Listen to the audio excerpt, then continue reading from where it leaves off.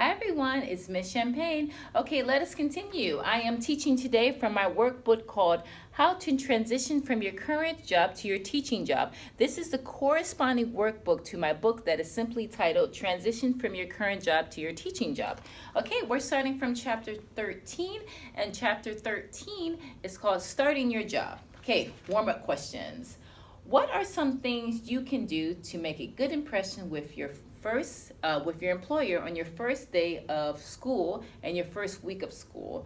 What are some things you should do to avoid making a bad impression during the first week of school? So once again, especially in Japan, being on time is like a must. Like being late is dame. You're not supposed to be late for any reason whatsoever.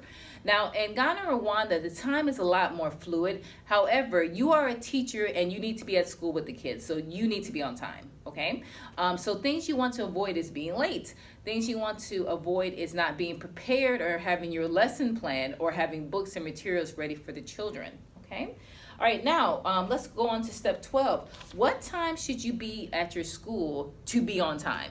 So for example, if you need to start school at 9, I would suggest getting there by 8:15, 8:30. That way you have some time to relax and get ready for the kids, okay? When are you required to do your lesson planning, and must you complete the lesson planning before you begin? So oftentimes as a real teacher, I don't want to say real teacher, but like as a classroom teacher, that is different from being an English teacher. A lot of English teachers' curriculums are already set. Some are not, but as a classroom teacher, you are responsible for lesson planning unless it's already created, which in many situations I haven't really seen that. I've seen it in Dubai, where they already had the curriculum set. That's the only time I've seen a set curriculum like that. But anyways, most of the time you have to create your own curriculum using lesson planning, okay?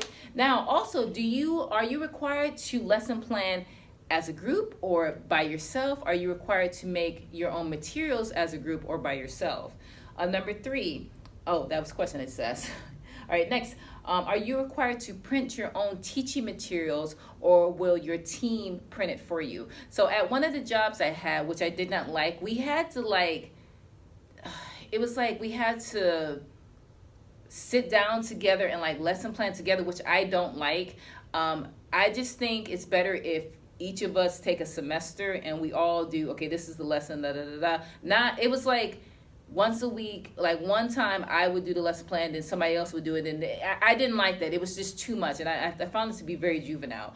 But anyways, you need to ask, do I lesson plan myself and give it to my team, or do we lesson plan together? That's a very fair question. Also, how will you get to know your coworkers? Remember, it's important to know which coworkers are helpful and which ones are not. Some coworkers are probably angry that you're there anyways, and you want to avoid them.